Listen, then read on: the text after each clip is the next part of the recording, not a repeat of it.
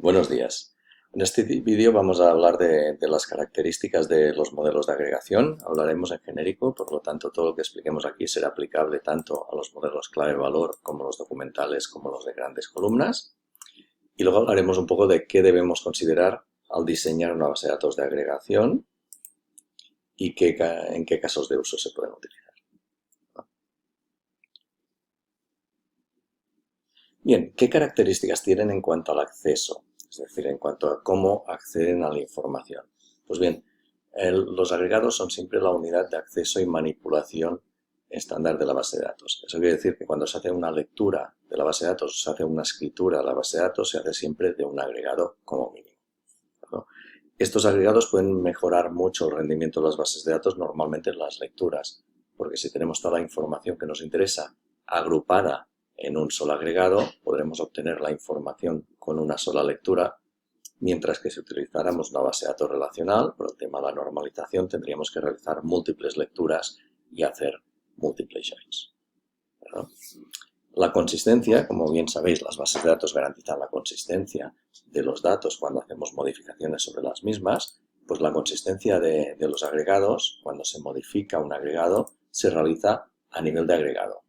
Así, si tenemos un agregado que contiene información de un pedido, de las órdenes de pedido, etc., pues toda la modificación que hagamos de ese agregado se ejecutará de forma consistente y durable, ¿de acuerdo?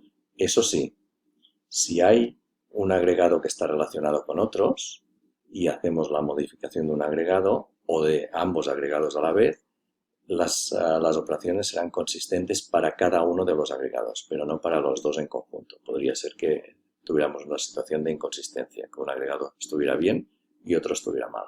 O, por ejemplo, como hemos dicho antes, si queremos hacer una modificación que impacta a diferentes agregados, por ejemplo, el código de un cliente está mal, pues es responsabilidad de los usuarios, como afecta a más de un agregado, mantener la consistencia y la coherencia de los mismos. Por tanto, gran parte de la consistencia que gestionaban los modelos relacionales en las bases de datos de agregación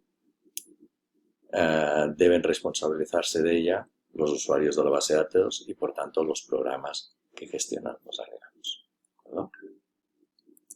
Y en cuanto a distribución, pues bien, en cuanto a distribución, los agregados también son la unidad mínima a efectos de distribución. Eso quiere decir que si aplicamos técnicas de fragmentación, el elemento más pequeño que tendremos, el fragmento más pequeño será el agregado. Nunca cortaremos agregados por la mitad, ni vertical ni horizontalmente.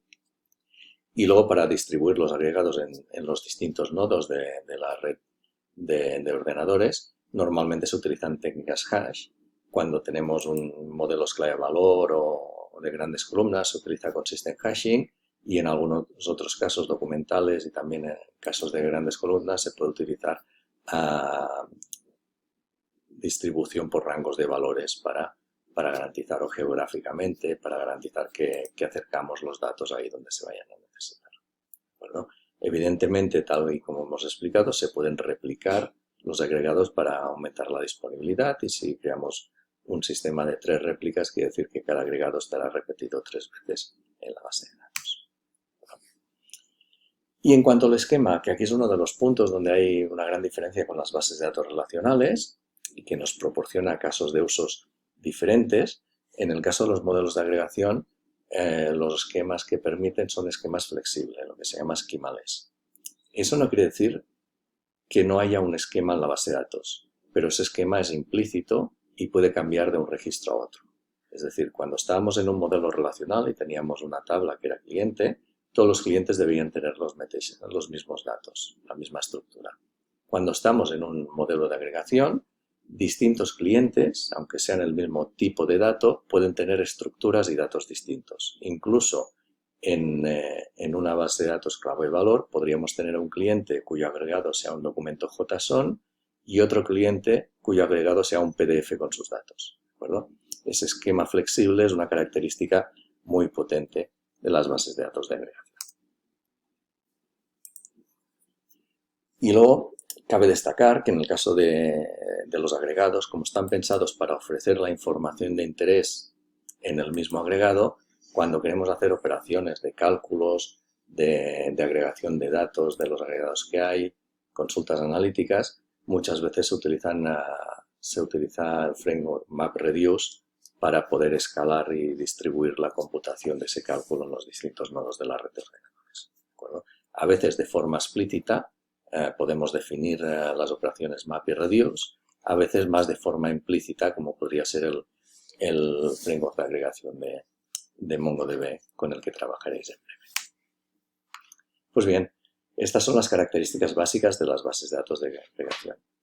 ¿Qué debemos considerar en el diseño de bases de datos de agregación? Pues bien,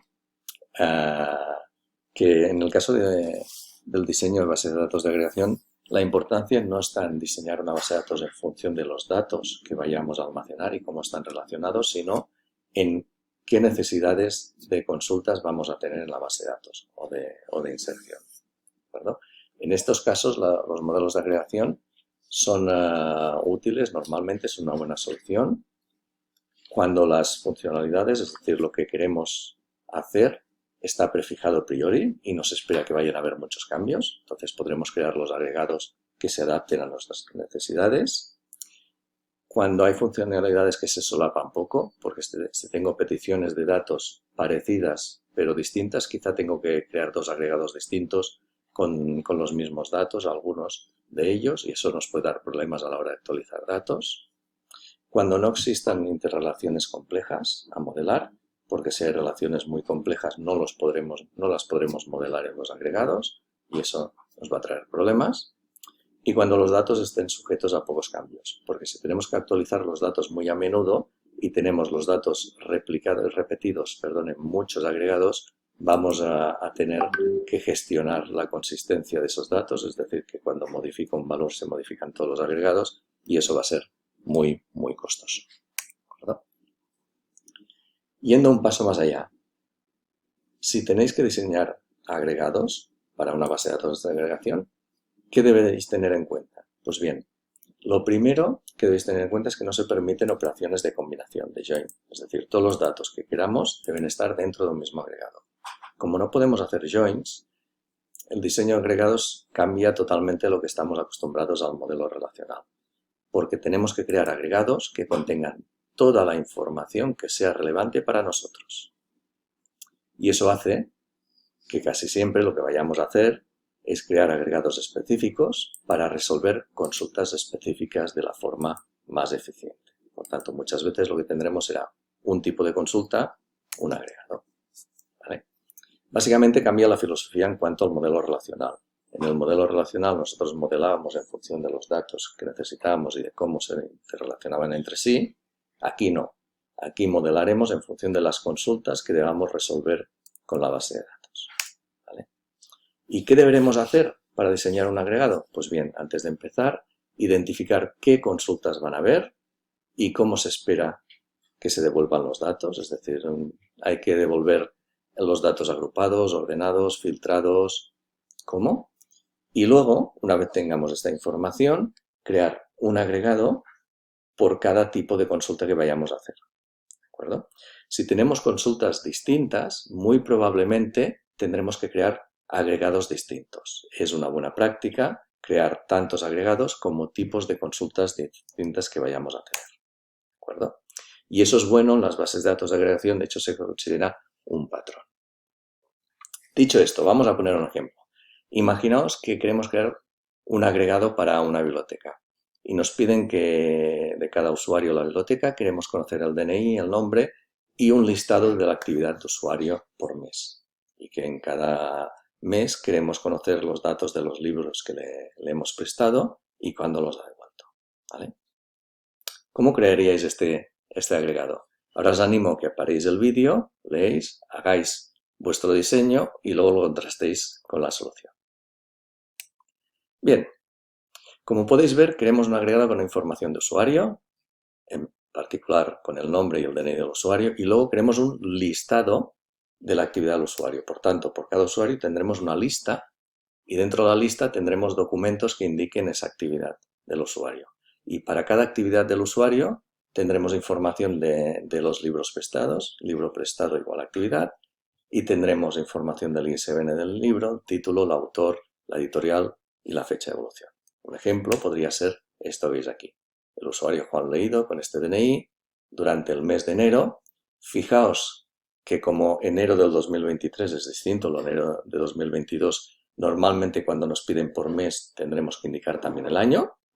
Pues para el mes de enero y el año 2023, pues este señor ha obtenido la biblioteca estos libros. El primero, It, de Stephen King, no lo ha devuelto y el segundo, Factfulness, sí que lo ha devuelto. ¿De acuerdo? Y tendríamos esto para los meses que tuviéramos almacenados.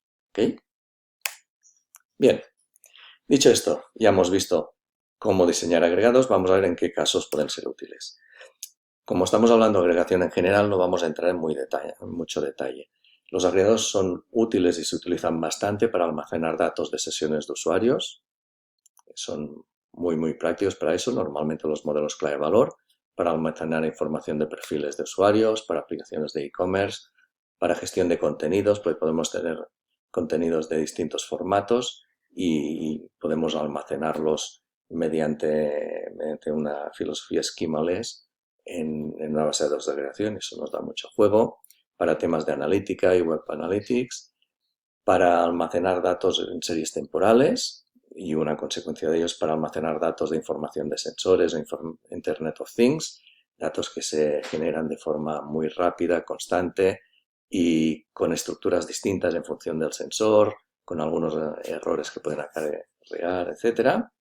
Y para gestión de historiales médicos también se utilizan bastante las bases de datos clave-valor porque historiales médicos son de muchos formatos distintos. Podemos tener electroencefalograma, podemos tener analíticas en PDF, podemos tener informes médicos escritos y podemos almacenar todo esto como un agregado en formato clave-valor y se gestiona muy bien. ¿Vale? Estos son algunos de los casos de uso que se podrían utilizar. Pues bien, hasta aquí este vídeo. El objetivo era explicar un poco las características de los modelos de agregación, saber qué debemos considerar al hacer un diseño de agregados y cómo hacerlo, un poco por encima, y hablar un poco de los potenciales casos de uso donde pueden aplicarse. Espero que haya sido útil y en caso de que alguien quiera profundizar más del tema, aquí tenéis algunas referencias de interés. Hasta pronto.